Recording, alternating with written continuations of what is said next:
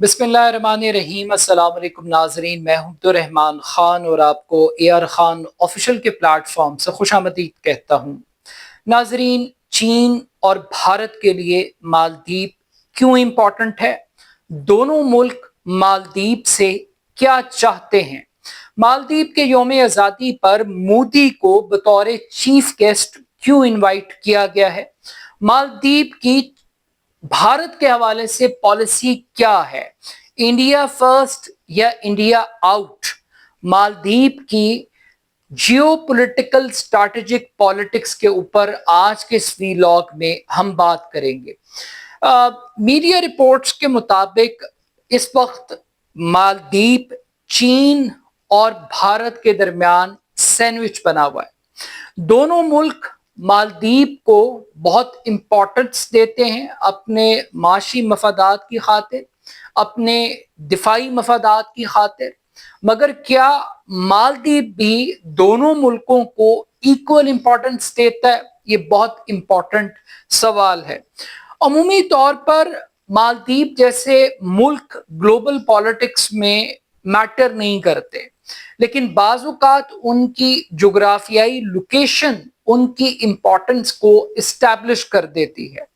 मालदीव क्या है? मालदीव का तारुफ क्या है? आज के इस वीलॉग को सबसे पहले हम मालदीव के तारुफ से शुरू करते हैं। मालदीव बुनियादी तौर पर 1200 जजीरों पर मुश्तमिल एक छोटा सा मुल्क है।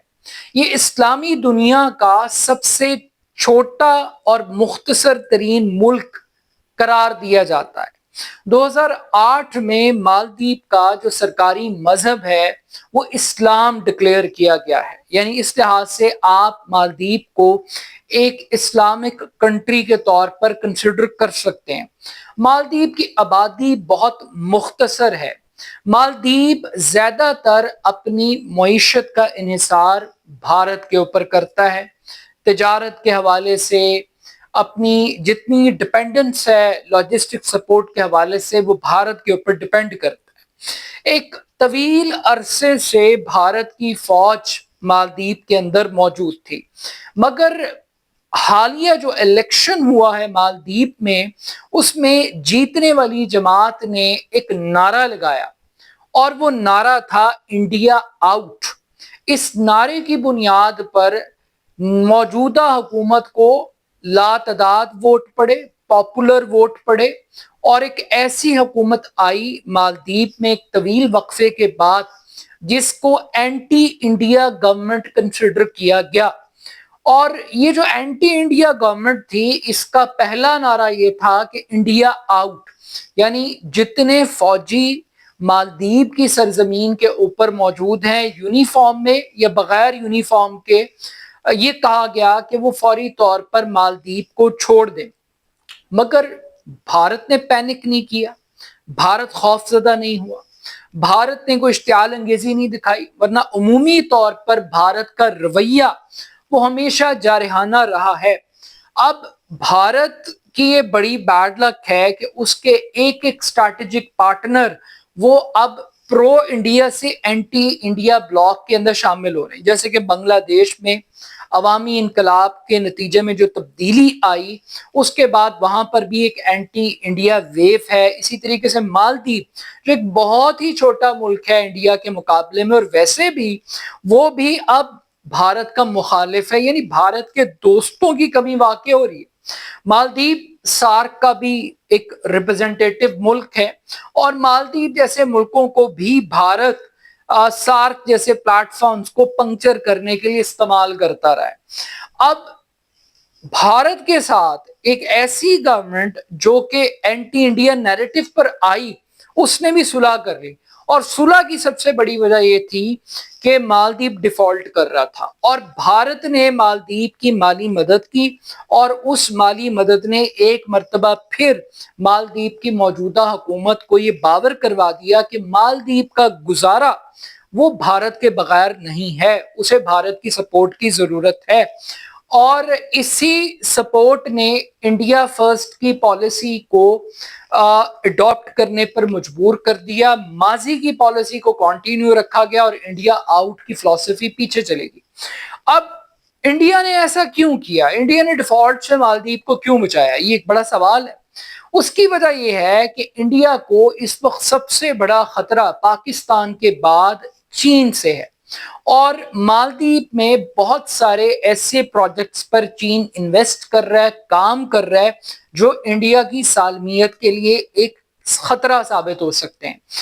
چین بنیادی طور پر یہ چاہتا ہے کہ وہ مالدیپ کے اندر ایک فوجی اڈا بنائے اور اس اڈے کے ذریعے وہ بھارت کو کنٹرول کرے، اور بھارت یہ چاہتا ہے کہ کسی بھی صورت چین کے اندر کہ مالدیپ کے اندر چین کا کسی بھی قسم کا کوئی فوجی اڈا نہ بنے۔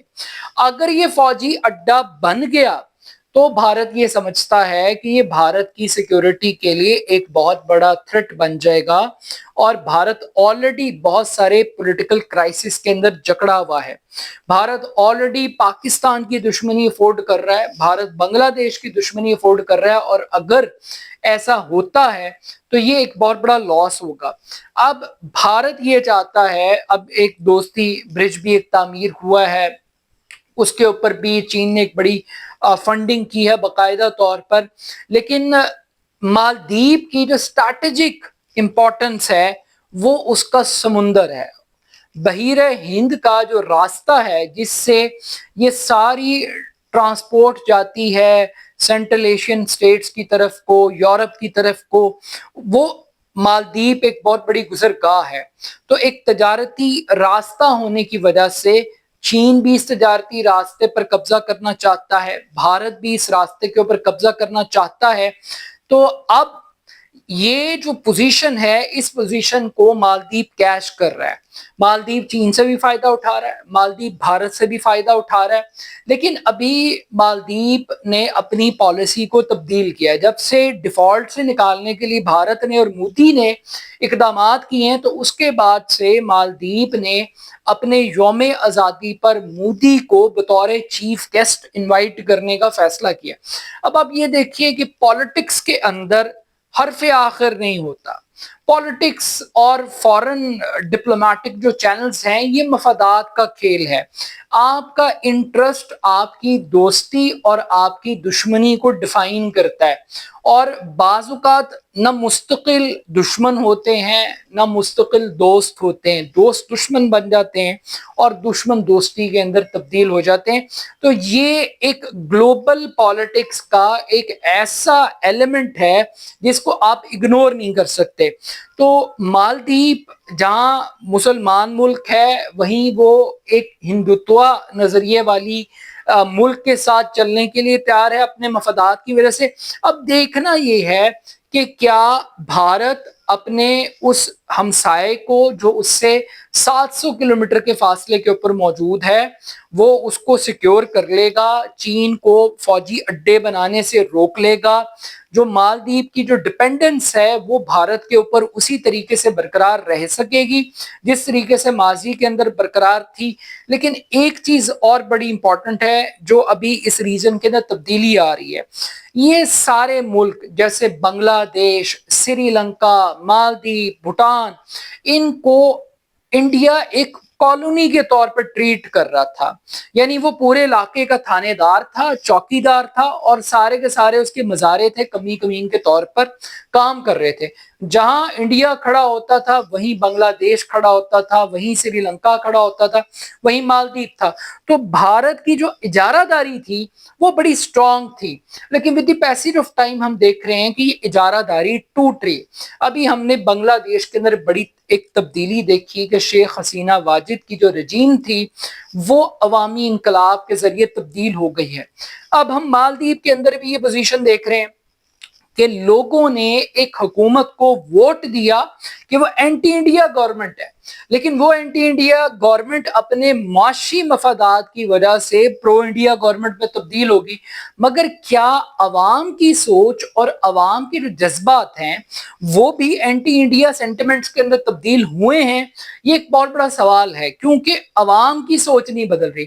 اور اب آپ سوچئے کہ عوامی لیول کے اوپر انڈیا کو کتنا بڑا خطرہ ہے۔ ایک طرف بنگلہ دیش ہے جہاں پر ایک بڑی تعداد انڈیا سے نفرت کرتی ہے، شیخ حسینہ واجد جیسے पॉलिटिकल डिक्टेटर्स की वजह से श्रीलंका के अंदर जो गवर्नमेंट है और अवाम है वो इंडिया से नफरत करती है, भूटान के अंदर लोग नफरत करते हैं, और पाकिस्तान को तो वैसे ही बड़ी मोहब्बत है मोदी सरकार के साथ और इंडिया के साथ, और फिर कश्मीर जो कोर इशू है इस खत्ते का, और फिर चाइना।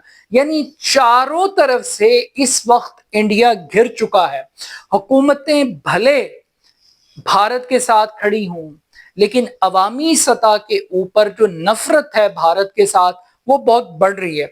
लेकिन स्टिल भारत की इकोनॉमिक पोजीशन, भारत का साइज, भारत की डिप्लोमेटिक स्ट्रेंथ, वो किसी ना किसी तरीके से अभी भी भारत को गेम में इन करने की कोशिश कर रही है। बट स्टिल रीजनल पॉलिटिक्स के अंदर छोटा मुल्क भी बड़ा इम्पैक्ट क्रिएट कर सकता है, और मालदीव इस पूरे खित्ते के अंदर भारत की सिक्योरिटी को चैलेंज करने की सलाहियत रखता है। अगर भारत मालदीव चीन की गोद में बैठ जाए और मालदीव के अंदर वो फौजी अड्डे कायम कर ले, तो भारत की सालमियत क्वेश्चन मार्क में आ जाती है। लेकिन अगर ये मालदीव भारत की गोद में ही बैठा रहे तो वो चीन के लिए भी एक थ्रेट के तौर पर इस्तेमाल हो सकता है। तो ये जो छोटा सा सिक्का है मालदीव, ये ऐसा खोटा सिक्का है जो किसी भी वक्त चल सकता है। बहरहाल ग्लोबल पॉलिटिक्स में और जियो पॉलिटिक्स के इस पूरे नैरेटिव और पर्सपेक्टिव में आज हमने आपके साथ मालदीव की इम्पोर्टेंस, उसकी पॉलिसी इंडिया फर्स्ट और इंडिया आउट आपके सामने रखी। अपना फीडबैक मुझे जरूर दीजिएगा। मेरे YouTube channel AR Khan official को जरूर सब्सक्राइब कीजिएगा। बहुत शुक्रिया। अल्लाह हाफिज।